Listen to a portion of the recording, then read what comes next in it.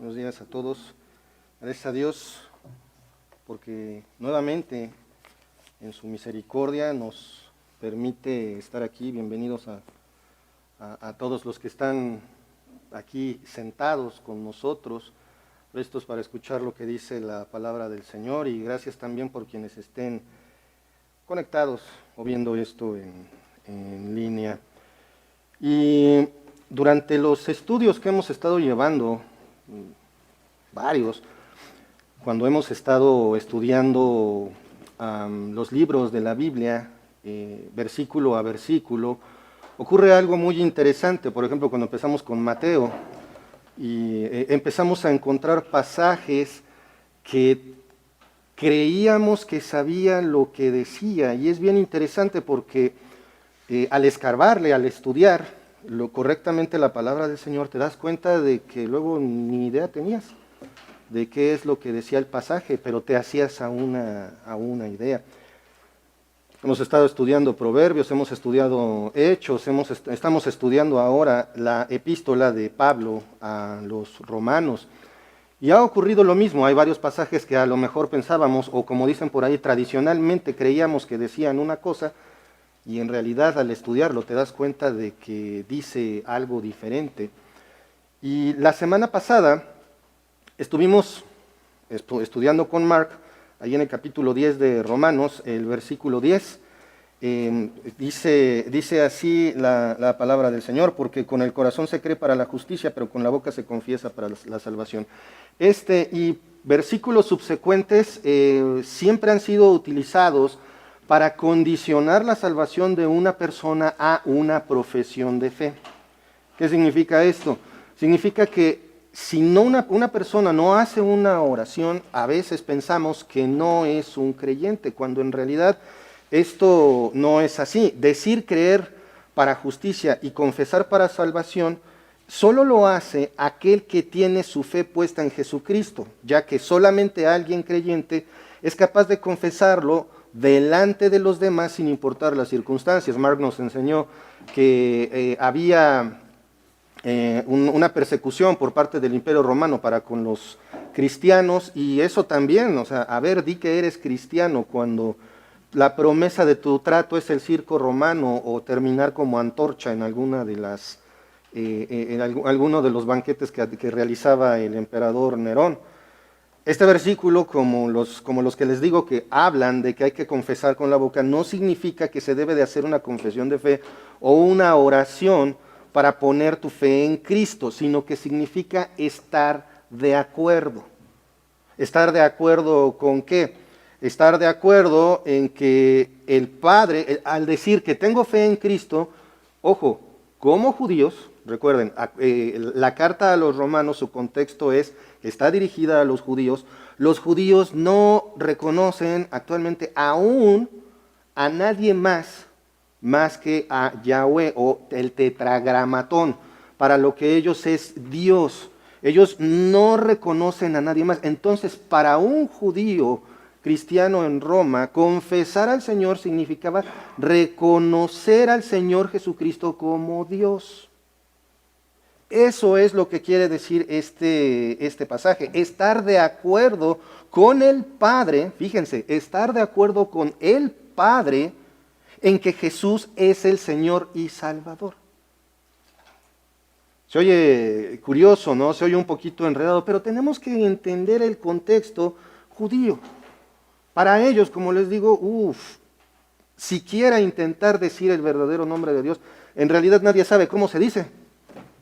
Por eso es que pusieron una serie de consonantes una junto a la otra que no se pueden pronunciar. Más bien, hacemos una pronunciación aproximada. Eso es lo que vimos. Y dentro de esto quiero que aprendamos, o tal vez ya lo conozcan, pero quiero explicar un poquito un concepto que se llama gracia irresistible. ¿Ya alguno de ustedes lo había escuchado? Lo que es la gracia irresistible. Para empezar, tenemos que ponernos en la mente que no se puede condicionar el poder del Espíritu Santo a un acto humano. Por ejemplo, a una declaración de fe. Yo no puedo decir que si una persona no dice con la boca que Jesús es el Señor, no es salvo. A pesar de que el versículo literal, de manera literal, en español dice eso. Lo estuve viendo en griego y resulta bastante complicado inclusive leerlo, porque el orden de las palabras no tiene un sentido como en el español. Por eso es que es tan importante entender este tipo de conceptos. La gracia irresistible, entonces,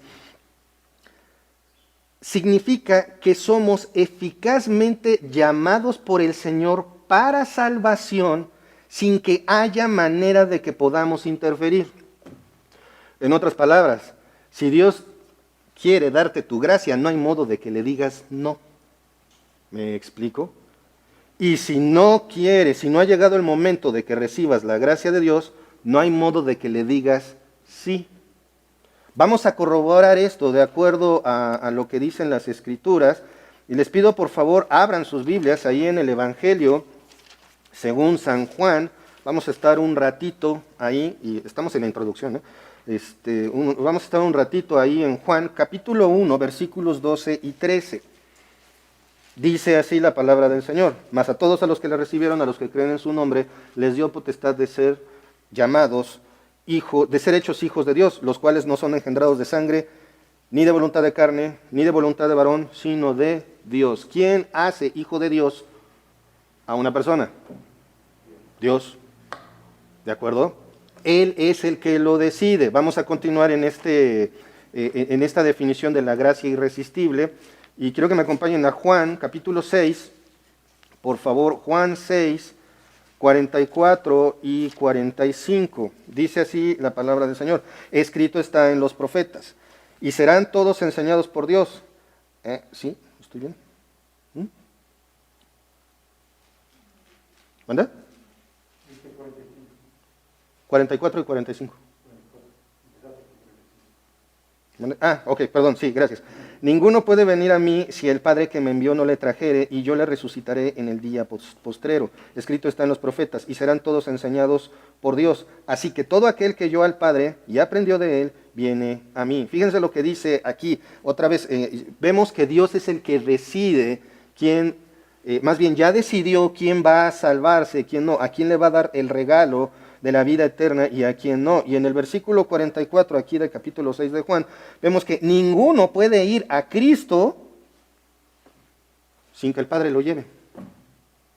Es como cuando están enseñándole a alguien dónde está la salida. Le muestran el lugar exacto. Alguien tiene que decirte por dónde caminar. El Padre, número uno, entonces vimos en el concepto de la gracia irresistible, número uno, Él es el que decide, Él el que ya decidió quién va a ser su hijo. Número dos, Él es el que te lleva, Dios mismo es el que te lleva a los pies de Cristo. Y vamos ahí mismo en el capítulo 6, versículo 65, por favor. Dice así: y dijo, por eso os he dicho que ninguno puede venir a mí si no le fuese dado por el Padre. Luego entonces, el Padre, ¿qué hace? El Padre ya te seleccionó, el Padre te muestra qué camino seguir, y el Padre es el que te da la fe, te da lo que le llamamos la decisión de creer en Cristo. Por supuesto que cada ser humano tiene una responsabilidad moral sobre tomar o no esa decisión. Pero como vemos, la gracia irresistible, en pocas palabras, ¿qué significa? Que no le puedes decir que no a Dios cuando llega el momento. Y si no ha llegado el momento, no le puedes decir que sí. La gracia irresistible es lo que te movió a la fe en Jesucristo. Por eso es que muchas veces cuando tú le estás predicando a un familiar amado, como lo hizo Pablo, ojalá yo perdiera la salvación, si es que se pudiera, con tal de que los míos se salven. ¿No les ha pasado? Que oras y oras y oras y oras por alguien a quien amas y no responde.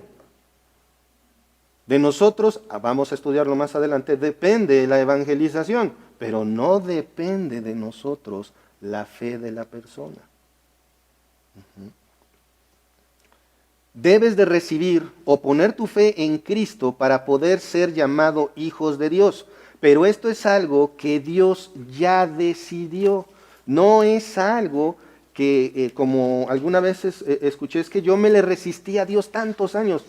¿De verdad? Entonces, si te le puedes resistir a Dios, ¿qué deja de ser Dios? Pues Dios ya no es Dios, ya no es todopoderoso. Ya sería un Dios con D minúscula.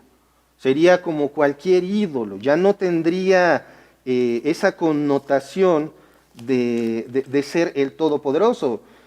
Y recordemos nuevamente lo que les estoy diciendo, Dios te da la salvación.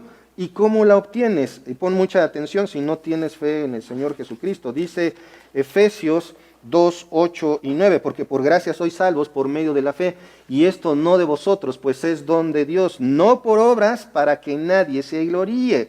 Dios es el que te llama, Dios es el que pone en ti la fe, Dios es el que te guía, recuérdenlo. Esa parte no hay que olvidarla, porque si tú estás sin Cristo, entonces estás fuera de su gracia y por lo tanto tu destino es la condenación eterna. El que crea, también vimos en lo que nos estuvo enseñando Mark, el que cree en Cristo no será avergonzado. Allá en Romanos capítulo 10, versículo 11, pues la Escritura dice, todo aquel que en él creyere no será avergonzado. Este versículo nos revela que la salvación no solo es para judíos, sino para los gentiles. O sea, la salvación está ahí para todos. ¿Dónde? Dice todo aquel que en él creyere, todo. ¿Y qué es todos? Pues todos. Ahí está para todos. No se quiten de la mente esa parte en esta enseñanza, porque más adelante vamos a ver un pequeño detalle respecto a esto. Aprendimos que la única condición para la salvación es creer en el Señor Jesucristo. Esa es la única condición. Vamos a Juan, por favor, el Evangelio según San Juan, capítulo 3, versículo 18. El que en él cree no es condenado, pero el que no cree ya ha sido condenado, porque no ha creído en el nombre del unigénito Hijo de Dios. ¿Qué nos dice esto? Nuevamente, es por fe. No por lo que digas, hagas, nada de eso. Es más, mucha gente tradicionalmente dice, es que si te portas mal te vas a ir al infierno. No, te vas al infierno por no creer en Jesús. Pon tu fe en Jesucristo para salvación. ¿Has puesto tu fe en Cristo para evitar la ira de Dios? Si la respuesta es no, o no tienes ni idea de lo que estoy diciendo, te recomiendo que pongas mucha atención a este mensaje. Y vamos a orar, después de esta introducción, un poquito breve, vamos a poner este tiempo en manos del Señor. Padre amado, Padre celestial, te damos gracias, Señor, por este día. Gracias, Padre, por todo lo que nos das y por tu amor y misericordia. Y gracias, Padre, porque es por ti que estamos aquí. Gracias, Señor, porque en tu amor y misericordia nos permites tener acceso a tu palabra. Y, Señor, quiero encomendarnos en tus manos, Señor, que tu palabra sea el único punto de concentración ahorita, en estos momentos, Señor, y en todo tiempo. Señor, que tú tengas misericordia de este pobre predicador, Señor, que tú hables y no yo, Señor, que no se exprese ninguna filosofía personal, sino únicamente tu palabra. En tus manos nos ponemos en el nombre de nuestro Señor Jesucristo. Amén. El pasaje que vamos a estudiar hoy está subdividido, por así decirlo, o vamos a abarcar diferentes temas. Y hoy vamos a cerrar el tema que inició Mark la semana pasada. Vamos a abordar el tema de la responsabilidad que tiene cada cristiano para proclamar el Evangelio. Aquí es donde vamos, espero en Dios, a entender que la responsabilidad de predicar el Evangelio no reside solamente en líderes o misioneros, sino en todos y cada uno de los que están aquí sentados y de los que nos están viendo que ya hayan puesto su fe en Jesucristo. No basta con tener años de ser cristiano para hacer lo que Dios nos pide. Vamos entonces a leer nuestro pasaje en Romanos 10, versículos 12 al 17. Dice así la palabra del Señor: porque no hay diferencia entre judío y griego, pues el mismo que es Señor de todos es rico para con todos los que le invocan, porque todo aquel que invocare el nombre del Señor será salvo. ¿Cómo pues invocarán a aquel en el cual no han creído? ¿Y cómo creerán en aquel de quien no han oído? ¿Y cómo oirán sin haber quien les predique? ¿Y cómo predicarán si no fueren enviados? Como está escrito, cuán hermosos son los pies de los que anuncian la paz, de los que anuncian buenas nuevas. Mas no todos obedecieron al Evangelio, pues Isaías dice, Señor, ¿quién ha creído a nuestro anuncio? Así que la fe es por el oír y el oír por la palabra de Dios. Este versículo anterior, el versículo 11, cierra con las palabras, todo aquel que creyere no será avergonzado. Vamos a hacer una pausa aquí. La palabra todos, ¿qué nos indica? Que todos. Dice, todo aquel que creyere no será avergonzado. O sea, todos y cada uno de los que estamos aquí, que tenemos nuestra fe puesta en el Señor Jesucristo, no seremos avergonzados. ¿Avergonzados delante de quién? Avergonzados delante del Padre. Por muy moral que te sientas aún siendo cristiano, no hay modo de que puedas mirar a Dios y decir, estoy limpio de todo. Soy tan bueno que como pan. No, no hay modo de hacerlo. ¿Por qué? Porque en nuestra humanidad seguimos pecando, ¿sí o no? La misma Biblia, ahí en 1 de Juan, dice bien claro que aquel que dice que no peca, está diciendo que Dios es un mentiroso. ¿Y Dios miente? No, no puede, no miente, no está en su naturaleza mentir. Nosotros seguimos pecando, pero gracias a la redención, gracias a esa gracia irresistible, gracias a la salvación provista por el Señor Jesucristo en la cruz, es que entonces no vamos a ser avergonzados. Todos, y esto ha sido siempre desde el Antiguo Testamento, aunque muchos dicen que en el Antiguo Testamento era por obras la salvación, porque tenían que hacer sacrificios y todo eso. Ojo, el que piense eso no ha entendido lo que significa los sacrificios en el Antiguo Testamento. Los sacrificios en el Antiguo Testamento era para solicitar perdón por los pecados cometidos. Sin embargo, era algo que vencía. Y después había que sacrificar más animales. Entonces era algo que no era suficiente hasta que ponían su fe en lo que Dios decía. En el Antiguo Testamento se pone la fe en el Mesías prometido y en el Nuevo Testamento y nuestra era se pone fe en el Mesías que ya vino. Solamente hay esa particularidad. Pero la salvación siempre ha sido por fe. No olviden este detalle, ya que Pablo lo retoma versículos más adelante. El versículo 12 entonces dice, porque.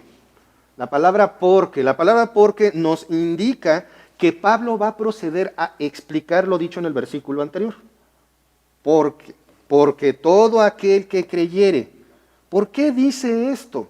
Dice ahí en el versículo 12, porque no hay diferencia entre judío y griego. O sea, todos los que creen en el Señor, ¿de qué procedencia pueden ser?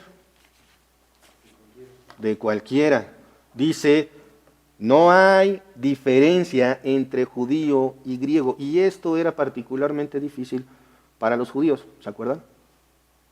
Los judíos tienen mucho celo por el Señor, pero al Señor no le importa esa diferencia social de los judíos para con los extranjeros. Esa diferencia social que tienen muy bien definida. Para Dios esto no significa nada en todos los sentidos. A Dios no le importa ni la nacionalidad, ni el idioma, ni tus antecedentes de ningún tipo, si ya te predestinó para salvación, si ya te escogió. Piensa en ti mismo. Todos somos mexicanos, ¿de acuerdo? Por definición, según hablan en religiones, entonces todos somos guadalupanos, así. ¿Por qué? Porque es la tradición mexicana y no lo somos. No lo somos. ¿Y a Dios le importó tu nacionalidad o la tradición para tu salvación? definitivamente no. Tampoco le importó, por ejemplo, tenemos aquí a nuestro misionero, perdón. Uh-huh. Feliz 4 de julio. Lo tenemos a él. ¿Le importó a Dios que él sea rubio, etcétera? ¿Que hable inglés? No. En realidad, delante de Dios, tenemos el mismo valor todos y cada uno. Hay damas, hay caballeros, hay jóvenes, casados, solteros, etcétera, de diferentes trasfondos. A Dios no le interesa eso. ¿Te das cuenta de la belleza de tu salvación? No importa qué fango hayas pisado, no importa hasta dónde te hayas embarrado, a Dios no le importa. Lo que le importa es tener tu mente y tu corazón. Eso es a lo que Él le importa. Vamos aquí mismo en el libro, en la carta, perdón, a los Romanos, capítulo 3, versículo 22. Dice, por lo cual, también, no, me adelanté, dije 3, ¿verdad? No, estoy en el 4, discúlpenme. Dice, la justicia de Dios por medio de la fe en Jesucristo, para todos los que creen en Él, porque no hay diferencia. Fíjense en esto, no hay diferencia.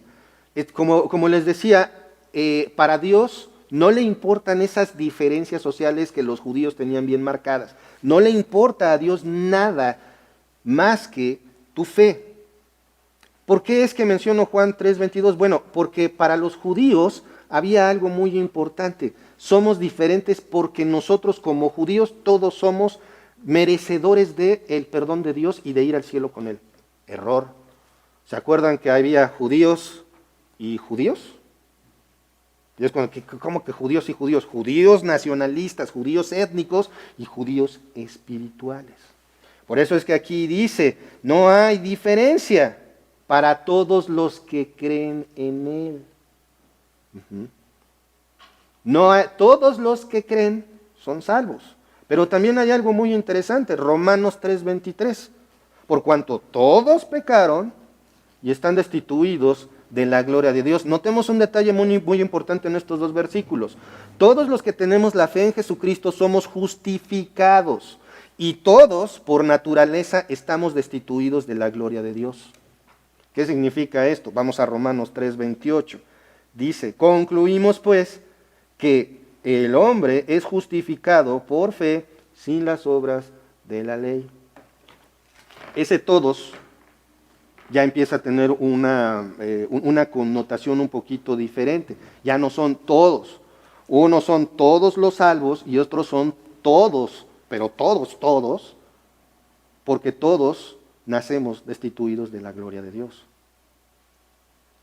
¿Sí? ¿Y por qué es esto? Por lo que dice el último versículo que vimos. No importa lo que hagas o creas. No importa nada, dice ahí en el 3:28. Concluimos pues. No hay más que decir. Aquí se acaba el tema. No importa qué digas, no importa qué creas, no importa nada. El hombre es justificado por la fe sin las obras de la ley. No me imagino el retortijón en el abdomen de los fariseos o de los judíos más nacionalistas que pudieron estar escuchando esta carta. Porque básicamente lo que ha dicho Pablo a lo largo de todo lo que hemos estudiado de la carta es, no importa si eres judío, si no tienes fe, estás amolado. ¿Y nosotros, como iglesia? ¿Pueden existir cristianos y cristianos? O sea, cristianos por nombre, cristianos por costumbre y cristianos espirituales. ¿Puede existir eso? Sí, sí. ¿Puede una persona aquí en esta congregación tener años sentándose en la misma silla, diciéndose cristiano y no ser salvo? ¿Y cómo lo sé? ¿Cómo me doy cuenta? En el comportamiento, en esa transformación, en que Dios es tu prioridad. No, es que ya ya me aburrió leer lo mismo de la Biblia. Yo no sé para qué la estudian así tan detenidamente. ¿Qué importa lo que diga? Dios es amor, eso es lo que importa, ¿no? Tristemente esas son las armas del enemigo. Y hay lugares donde de verdad se dicen iglesias cristianas y critican, atacan el estudiar la Biblia versículo a versículo. Lo tachan de absurdo. Incluso dicen que es como un espíritu del diablo, el espíritu del conocimiento. Así como, o algo así, ya no me acuerdo, pero es la última novedad en herejías que están en el círculo cristiano. No importa lo que hagas o creas, todo ser humano necesita poner su fe en Jesús para poder ser llamados hijos de Dios. Continúa ahí en el versículo 12, en capítulo 10 de Romanos. Dice, porque no hay diferencia entre judío y griego, pues el mismo que es Señor de todos es rico para con los que le invocan. Pues el mismo que es Señor de todos. Otra vez, ¿qué es todos? Todos. ¿Esto qué significa? No importa si no crees en Dios. No importa si dices que no existe. No importa si crees que hay muchos dioses. Dios es el Señor de todos. De todos. No hay manera de que solamente por lo que creemos entonces cambiemos a Dios. No es solo Dios de unos cuantos. No es Dios solo para los que creemos, sino que es Dios de todo y de todos. Acompáñenme por favor a Romanos capítulo 3 versículos 29 y 30. Dice así, ¿es Dios solamente Dios de los judíos? ¿No es también Dios de los gentiles? Ciertamente también de los gentiles, porque Dios es uno, y Él justificará por la fe a los de la circuncisión, y por medio de la fe a los de la incircuncisión. ¿Se dieron cuenta cómo están los judíos por un lado, están los gentiles por el otro, y en ambos casos la salvación es por fe? No por lo que creen de su religión, no por el antecedente, es que yo creo en determinada cosa y tengo que ser fiel, ¿sí? ¿Y dónde está Dios ahí? En cumplir ritos, en cumplir fechas, en hacer mandas, en hacer diferentes cosas. Dios no está ahí. Si no tienes tu fe en Jesucristo exclusivamente, entonces no tienes la fe correcta, porque Dios es el Dios de todos. Y este Dios de todos, continúa el versículo, es rico para con todos los que le invocan. Otro versículo usado para defender la idea de, nuevamente como les decía, de que hay que decirlo para ser salvo. Tengo que decir que soy hijo de Dios para decir que soy salvo. Pero recuerden, solo un verdadero hijo de Dios puede reconocer que Jesús es el Señor y entonces decir, soy hijo de Dios, confesarlo. Si lo analizamos un poquito, nos vamos a dar cuenta de que la palabra invocar significa llamar a alguien. Es bien interesante esta parte. En especial a un poder superior para pedir auxilio o protección. Esa es la definición de diccionario de la palabra invocar. Y en este versículo viene del griego epikaleo, que significa invocar, apelar, llamar, fíjense, en adoración usando el nombre del Señor. Entonces puede un no creyente llamar a Dios por su nombre, adorándolo, sin creer. ¿Se puede o no se puede?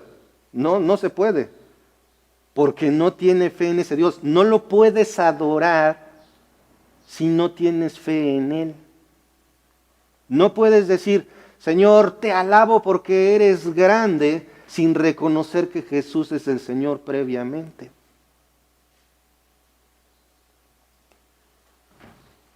Este texto lo que nos está mostrando es esa apelación, esa adoración utilizando el nombre del Señor. Y como vimos, dice, es rico para todos rico para todos los que le invocan. Y el Señor es rico, pero ¿rico en qué? ¿Es rico en qué?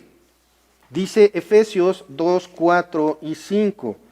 Pero Dios, que es rico en misericordia, por su gran amor con que nos amó, aun estando nosotros muertos en delitos y pecados, nos dio vida juntamente con Cristo. Por gracia sois salvos. Nuevamente, la gracia que nos da Dios, sin preguntarnos, sin que nosotros escojamos, es la que nos da la salvación. ¿Y Dios es rico en qué?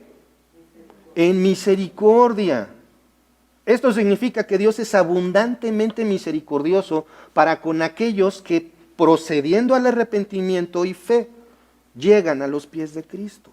Cosa contraria para ti si no participas de este regalo. Lo que toca es la condenación eterna. Y este argumento que estamos viendo en el versículo 12 continúa en el versículo 13. Porque todo aquel que invocar el nombre del Señor será salvo. Ahí está, no que no tengo que decirlo para ser salvo. Vamos a entender correctamente este versículo. Para empezar, es una cita de un profeta que se llama Joel. Ahí es donde nosotros podemos encontrar esta parte. Y algo que quiero enfatizar es, recuerden, nuevamente, ¿la carta a quién va dirigida? A los judíos cristianos de la iglesia en Roma. ¿De acuerdo? Entonces, es por esto que Pablo repite continuamente citas del Antiguo Testamento.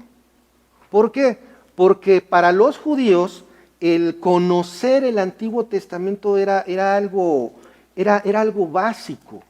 Cada uno de los varones judíos tenía un conocimiento mínimo de lo que es la palabra del Señor. Entonces, cuando Pablo cita el Antiguo Testamento, está validando lo que dice. Y aún más, está demostrando con el Antiguo Testamento que la salvación es únicamente por fe. ¿De acuerdo? Entonces, en el versículo 13, Pablo cita Joel, capítulo 2, versículo 32. Aquí está. Y todo aquel que invocare el nombre de Jehová será salvo, porque en el monte de Sión y en Jerusalén habrá salvación, como ha dicho Jehová, y entre el remanente al cual él ha llamado. Lo que hace para recalcar el hecho de que la salvación está disponible para todas las naciones y razas. ¿Sí? Aquí en Joel estamos viendo, el que invocar el nombre del Señor, de Jehová, será salvo. En ese entonces se hacían oraciones para recibir la salvación del Señor, los judíos. No. El énfasis es en poner la fe, reconocer el señorío, reconocer que Dios es el Señor, como lo estamos viendo aquí en el Antiguo Testamento. Al mismo tiempo, este pasaje de Joel señala que no todo aquel que se considere judío será salvo, sino únicamente un remanente. Y esta es la parte bien triste. Y es la parte en la que tenemos que considerar nuestra propia mente como cristianos. ¿Te dices cristiano, cierto? Sí, tengo fe en el Señor Jesucristo. Claro que sí. Pero, ¿de qué lado estás? Un remanente, como ya lo he dicho, significa que solamente una cantidad así de judíos se salvaron y se van a salvar. Básicamente se los van a acabar. Y la mayoría se pierde creyendo que cree. Por un sentido nacionalista. Y estamos hablando del pueblo judío, el pueblo escogido del Señor para tener, salvaguardar, proteger y preservar la ley de Dios. Y aún así, como lo podemos ver en el Antiguo Testamento, una y otra vez le son infieles al Señor, se vuelven idólatras, lo traicionan al grado de que el Señor dice, así, poquitos se van a salvar. Claro, para los miles de millones que han sido y seguirán siendo durante la historia, pues ese poquito va a ser bastante abundante. Pero ¿te imaginas caminar con los ojos cerrados hacia el abismo, convencido de que estás bien? Eso pasa con todos y cada uno también de nuestros familiares. Por eso es tan importante el Evangelio. Porque si nada más le dices, Dios es amor, Dios te ama, obedece a Dios, eso no es el Evangelio. Si usamos cualquier otra cosa que no sea el mensaje bíblico del Evangelio, lo estamos pervirtiendo. No estamos diciendo lo que Dios dice. Y ahorita eso lo vamos a ver un poquito más adelante. La idea de invocar es un clamar, dirigiéndonos al Dios único y verdadero, que es el que da la salvación a aquellos que reconocen a Jesús como Señor. Al respecto de este versículo, Charles Spurgeon escribió lo siguiente. Dice así, porque todo aquel que invocar el nombre del Señor será salvo. Dice Spurgeon, una persona no puede invocar el nombre del Señor si no confía en ese nombre. Debemos confiar en el nombre de Cristo. De lo contrario, no podremos invocarlo debidamente. Este es el remedio para aquellos que son conscientes de su culpa y conocedores de su peligro. Cristo, el Hijo de Dios, se hizo hombre, nació de la Virgen María, fue crucificado, murió y resucitó de entre los muertos. Esto lo hizo para salvar a los pecadores como lo somos todos nosotros. Lo único que se necesita es invocar a Jesús por la fe. No somos nada, pero podemos aceptar a Cristo para hacer todo. No por nada le apodan el príncipe de los predicadores. Los siguientes versículos recalcan la enorme importancia que tiene el proclamar el Evangelio en todos lados y a todas horas. Aquí terminamos con este asunto de la invocación. Aquí termina Pablo con este asunto que dice que solamente alguien que cree puede invocar al Señor. Y entonces empezamos ahí en el versículo 14 con esta parte que les decía de la importancia que tiene proclamar el Evangelio en todo lugar, en todo momento. Dice el versículo 14, ¿cómo pues invocarán a aquel en el cual no han creído? ¿Y cómo creerán en aquel de quien no han oído? ¿Y cómo oirán sin haber quien les predique? Aquí una pausa, un momento. Tenemos 3 preguntas retóricas. ¿Se acuerdan cómo es una pregunta retórica? Una pregunta retórica es aquella que no espera respuesta. La respuesta está ahí mismo, en la pregunta. Y vemos que estas 3 preguntas retóricas, y en lo subsecuente, en el versículo 15 también, están unidas por el verbo con el que termina una pregunta, inicia la otra. Y vemos que los verbos aquí en el versículo 14 dice, son creer, oír, predicar. Y ahí es donde se une. La primera pregunta es, ¿cómo pues invocarán a aquel en el cual no han creído? Nuevamente, ¿se invoca para creer? No, se cree para invocar. Se cree para proclamar que Él es Dios. Primero tienes que creer. Llamar o recurrir al Señor. Si no tienes fe en Él, olvídalo, no puedes. Evis Carballosa al respecto comenta, esta importante pregunta pone de manifiesto que para invocar el nombre del Señor con miras de la salvación es necesario creer en Él. Otra vez, da vueltas ese tema, porque es bien fácil volvernos religiosos y entonces afirmar de manera tradicional es que si no lo invocas no eres salvo. No, no, no, no. La realidad de lo que estamos viendo aquí es que para invocarlo primero tienes que ser salvo. Porque ahí está la pregunta, ¿cómo invocarán a aquel en el cual no han creído? ¿Se puede? No. No puedes adorar a Dios sin creer en Él verdaderamente. Y el único medio para creer verdaderamente en Dios es a través de la fe en la muerte, resurrección y glorificación por su ascensión del Señor Jesucristo. Recuerdo una vez un hermano, precisamente, dijimos un argumento acerca de lo que se ha hecho siempre para evangelizar. No, pues es que ¿sabes qué? Donde dice que aquí yo estoy a la puerta y llamo y entraré con Él y cenaré con Él.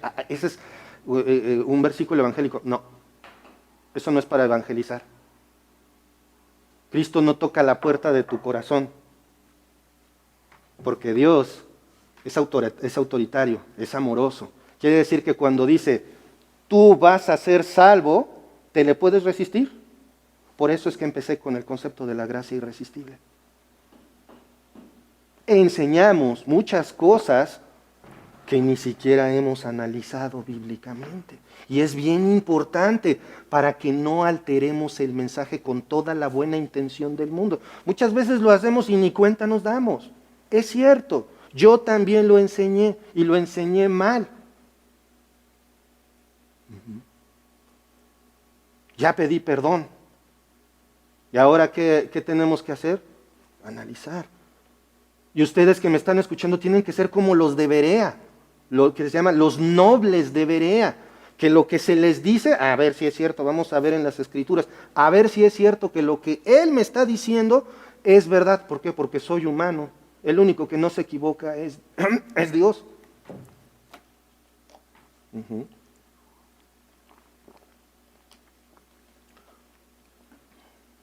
Perdón. La segunda pregunta, ¿y cómo creerán en aquel de quien no han oído? La primera pregunta termina con el verbo creer, la segunda pregunta empieza con el verbo creer. Esta pregunta nos dice, ¿cómo han de creer? ¿Cómo podemos esperar que alguien a quien amamos proceda al arrepentimiento y fe si no le hablamos de aquel que murió por sus pecados? No, es que si ve mi comportamiento va a creer. No. ¿Por qué? Vamos a leer nuevamente la pregunta. ¿Cómo creerán en aquel de quien no han oído? Entonces, ¿de quién le tienes que hablar a tu ser amado?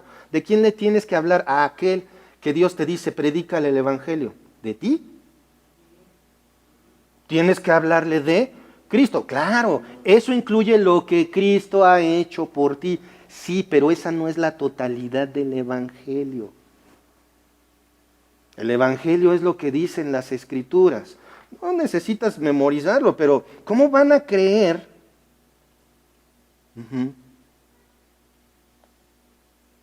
Si no han escuchado de aquel que murió para el perdón de sus pecados.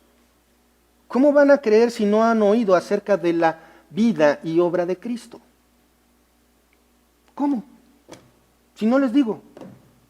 Es que no, yo les digo que obedezcan la palabra de Dios. Yo les digo que sean agradables a Dios. Yo les digo que no se porten mal. Pues eso lo dice hasta un no creyente.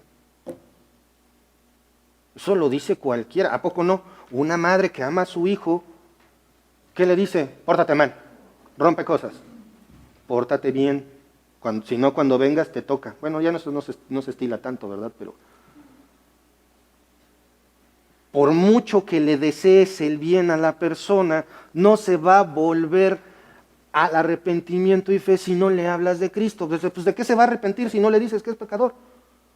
¿En qué va a poner su fe si no le dices que necesita la fe en Cristo? Así de simple y de sencillo. Y estas preguntas, solamente como si se fijan, está una rueda girando y lo único que nos dice es la fe es en Cristo, la fe es en Cristo. Y si tú nos estás viendo y no tienes tu fe puesta en Jesucristo, no tienes salvación si no te arrepientes y pones tu fe en Cristo. ¿Quieres un resumen del Evangelio? ¿Quieres algo práctico para evangelizar a otros? Bueno, ¿qué dice? 1 Corintios capítulo 15, ay, las hojas se pegaron. Capítulo 15, versículos 3 y 4, porque primeramente os he enseñado lo que asimismo recibí. Una pausa aquí. Primeramente les enseño lo que recibí. ¿Qué es lo primero que le tienes que enseñar a alguien que le quieres hablar de la Biblia? Vamos a ver. Continúa el versículo. Que Cristo murió por nuestros pecados conforme a las Escrituras y que fue sepultado y que resucitó el tercer día conforme a las Escrituras. Ahí está el Evangelio. Si las personas no escuchan este mensaje, no van a recibir la salvación. Y es responsabilidad de cada cristiano la exposición del mensaje. Continuamos, dice, porque no hay diferencia. No, ya me fui muy. ¿Cómo irán sin haber quién? ¿Y cómo oirán sin haber quien les predique? La tercera pregunta nos pone frente a nuestra responsabilidad. Vamos a primera a los Corintios, ahí donde estaban, primera a los Corintios, pero ahora capítulo 9, versículo 16. Pues si anuncio el Evangelio no tengo por qué gloriarme, porque me es impuesta necesidad. Y hermanos, aquí está la advertencia para todos y cada uno de nosotros. Termina el versículo, y ay de mí si no anunciare el Evangelio. Wow. Ay de mí si no anuncio el Evangelio. ¿Anuncio el Evangelio? Pues no te vamos a aplaudir, casi es lo que está diciendo Pablo, porque eso es lo que nos toca. Pero pobrecito de ti delante de Dios si no anuncias el Evangelio. Es una advertencia, ay. En la Biblia, generalmente cuando encontramos los ay, por ejemplo, en Apocalipsis, son catástrofes, los ay. Porque hay un trasfondo terrible para aquel que escucha ese ay. ¿Sí? Se necesita un predicador. Ah, pues acá estoy yo, con eso tienen. ¿Sí? No, porque cada uno de nosotros somos predicadores potenciales. ¿Predicadores de qué? Del mensaje de la salvación para todos. La pregunta es, ¿estás ejerciendo esa labor de predicador? ¿Predicadora? Hay que pensarlo. No solo se trata del que se para aquí en el púlpito, sino de cada uno de los integrantes de la iglesia de Cristo. Tú, hermano, eres ese predicador que debe exponer el Evangelio a todos los que estén a tu alcance. Solo habla de aquello que has recibido. Como vimos en 1 Corintios 15, 3 y 4, porque primeramente les enseñó lo que yo recibí. Eso es lo básico, por ahí se empieza. John MacArthur dice al respecto, el punto principal de Pablo en esta serie de preguntas retóricas es que una presentación clara del mensaje del Evangelio debe preceder a la fe verdadera que salva. La fe verdadera siempre tiene contenido y ese contenido es la palabra de Dios. Salvación que viene a aquellos que escuchan y creen los hechos del Evangelio. Es por esto que es tan importante expresar el Evangelio según lo que dicen las Escrituras. Dice al respecto de esto Spurgeon, ¿cómo pues, el versículo, cómo pues invocarán a aquel el cual no han creído? ¿Y cómo creerán en aquel que no han oído? De aquel que no han oído. ¿Y cómo irán sin haber quien les predique? De esto consta todo el plan de salvación. Cristo es anunciado, los pecadores oyen el mensaje del Evangelio, lo creen y son salvos. ¿Cuánta tontería ha intercalado la gente en este bendito y sencillo plan? ¿Cuán diferente es esto de los planes gravosos y complicados con que los hombres intentan destruir nuestras almas? Aférrate al Evangelio original y no lo abandones nunca. Nada puede sustituir la sencillez de la verdad divina. Nada puede sustituirlo y no es buena idea intentar sustituirlo. El versículo 15 continúa con esta serie de preguntas retóricas. Dice el versículo 15, ¿y cómo predicarán si no fueren enviados? Como está escrito, Cuán hermosos son los pies de los que anuncian la paz, de los que anuncian las buenas nuevas. ¿Quiénes pueden predicar el Evangelio? Bueno, como lo he dicho, todos debemos predicar el Evangelio. Pero en el caso de los misioneros, de aquellos que parten a otra localidad, no se trata de que nada más porque lo siento yo, entonces me voy. Porque ahí es donde se presta para que muchos quieran vivir de a gratis a las costillas de otros. Para ser un misionero de acuerdo a lo que la palabra de Dios dice, tiene que ser enviado. Vamos a Hechos, por favor, acompáñenme a Hechos, capítulo 13, versículos 1 al 5. Había entonces en la iglesia que estaba en Antioquía profetas y maestros: Bernabé, Simón, el que se llamaba Níger, Lucio de Cirene, Manaén, el que se había criado junto con Herodes el tetrarca, y Saulo. Ministrando estos al Señor y ayunando, dijo el Espíritu Santo: apartadme a Bernabé y a Saulo para la obra a que los he llamado. Entonces, habiendo ayunado y orado, les impusieron las manos y los despidieron. En este caso, como estamos hablando de los misioneros, tienen que ser predicadores comisionados y enviados por el Espíritu Santo a través de la iglesia local. Sí, claro, el misionero va a sentir el llamado, pero no es de que quiero ser misionero, mañana me voy. No, porque la iglesia local tiene que apoyarte.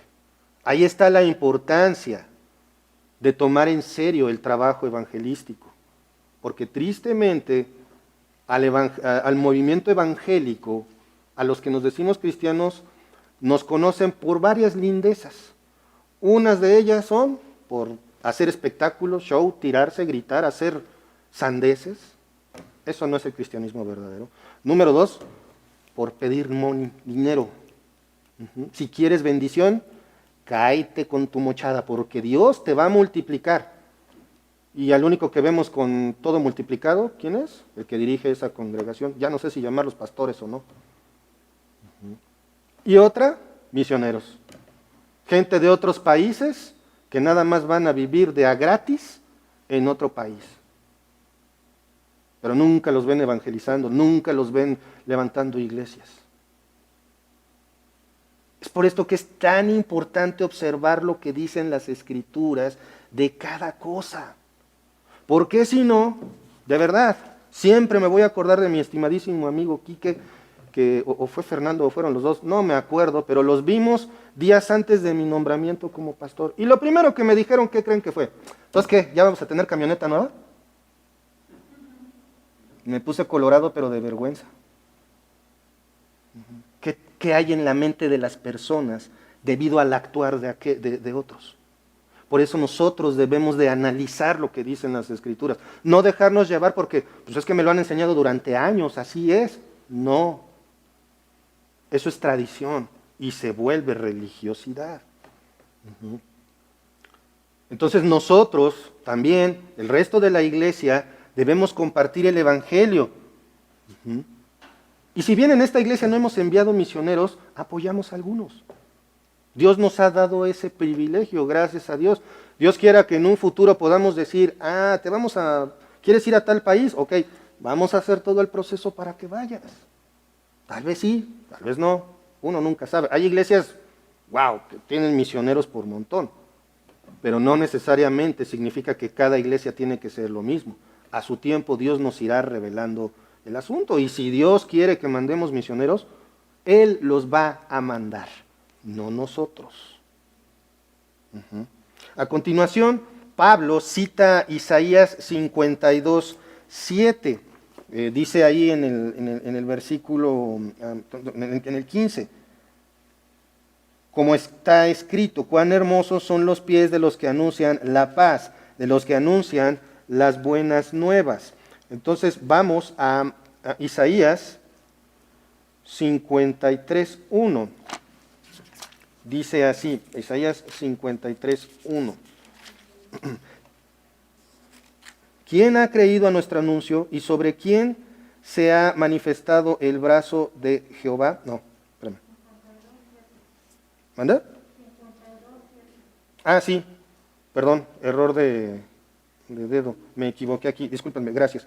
Cuán hermosos son sobre los montes los pies del que trae alegres nuevas, del que anuncia la paz, del que trae nuevas del bien, del que publica salvación, del que dice a Sión, tu Dios reina. Perdonen el error. Ayer precisamente estábamos hablando acerca de, en Proverbios, acerca de lo ridículo que sería comisionarle un mensaje importante a alguien negligente, a un perezoso, a un necio. Pues no lo va a entregar, y si lo entrega, lo va a entregar como quiera, no como se le manda.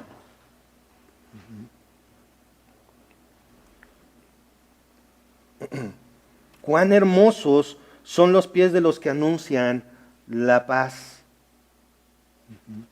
Este versículo nos habla de la restauración de Israel en relación con el reino del Mesías. Es una buena noticia la liberación del remanente fiel para que disfruten de sus bendiciones. Esas buenas noticias, ¿qué son para nosotros? El Evangelio, que Cristo murió, resucitó y fue glorificado para que tú puedas alcanzar la salvación. No quiere decir que tengo pies bonitos, al contrario, si los vieran, híjole.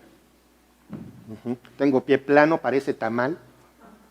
No se está refiriendo a que tengo pies bonitos, no se está refiriendo a que uses zapatos bonitos, está diciendo que ese andar para proclamar el Evangelio es hermoso. Eso que estás haciendo en tu vida para proclamar el Evangelio es hermoso. ¿Por qué? Porque está anunciando liberación, está anunciando salvación para que el que lo escucha y lo cree. ¿Qué tan bonitos están tus pies? Una vez escuché, los pies hermosos están llenos de polvo. Tienen callos, porque se mueven de un lado a otro para proclamar el Evangelio. Es hermoso esa parte. Esas buenas noticias tienen que ser proclamadas. Continúa en el versículo 16. Mas no todos obedecieron al Evangelio, pues Isaías dice, Señor, ¿quién ha creído a nuestro anuncio? ¿Se acuerdan lo que vimos en el versículo 12, que les decía que no se les olvidara? La salvación está disponible ¿para quiénes? Para todos. Ahí está, para todos, para el perdón de pecados de manera gratuita. Sin embargo, algunos se rebelan contra Dios en su incredulidad. Cuando dice el versículo no todos, significa que hay algunos que sí obedecieron. Esos judíos espirituales, esos cristianos espirituales, esos son los que obedecieron. Pero hay otros que no. Es decir, que la exigencia de Dios es que creas. Dios no exige que hagas buenas obras para salvarte. Dios no exige que enciendas velas para salvarte. Dios no exige que hagas cualquier rito para salvarte. Exige que creas. Eso es lo que exige Dios. Que creas que el Señor Jesucristo vino a esta tierra, nació como un hombre, murió en la cruz derramando su sangre preciosa para el perdón de tus pecados, resucitó al tercer día. Eso es lo que tienes que creer. ¿Ya has obedecido al Señor? ¿Por qué hay quienes se rebelan contra las buenas nuevas de salvación? ¿Por qué? ¿Por qué es que aún siendo la voluntad de Dios el Evangelio que se proclame, por qué hay quienes no? Y ahora sí, vamos a Isaías 53:1, que hace un momento me equivoqué. Me adelanté a leer. Dice Isaías 53:1, ¿quién ha creído a nuestro anuncio? ¿Y sobre quién se ha manifestado el brazo de Jehová? Vamos a continuar un poquito la lectura en el 2. Subirá cual renuevo delante de él y como raíz de tierra seca. No hay parecer en él ni hermosura. Le veremos más sin atractivo para que le deseemos. Y aquí está describiendo el Señor Jesucristo, despedazado básicamente al ser sacrificado para el perdón de tus pecados. Una mejor traducción de lo que vemos aquí en Romanos, vamos a regresar a Romanos 10, 16, dice, mas no todos obedecieron al Evangelio, pues Isaías dice. Una mejor traducción de pues Isaías dice sería porque Isaías dice. Por eso es que, ¿por qué? Porque Isaías dice, Señor, ¿quién ha creído a nuestro anuncio? La respuesta es solo una pequeña fracción, un remanente de los judíos va a salvarse. Y obviamente para con los que no somos judíos, los gentiles, la única salvación es por medio de la fe en Jesucristo, para aquel que lo reconoce como tal. ¿Por qué? Porque no está en la naturaleza del hombre obedecer a Dios. Vamos al versículo 17. Y esta declaración no se necesita agregar mucho, más bien no se necesita agregar nada a la palabra del Señor. Así que la fe es por el oír, y el oír por la palabra de Dios. Como predicadores, dice Spurgeon, dice de sí mismo, como predicador mi deseo ha sido siempre sentir que no son mis palabras, sino la palabra de Dios la que salva almas. No debemos explicarla y exponerla agregando algo,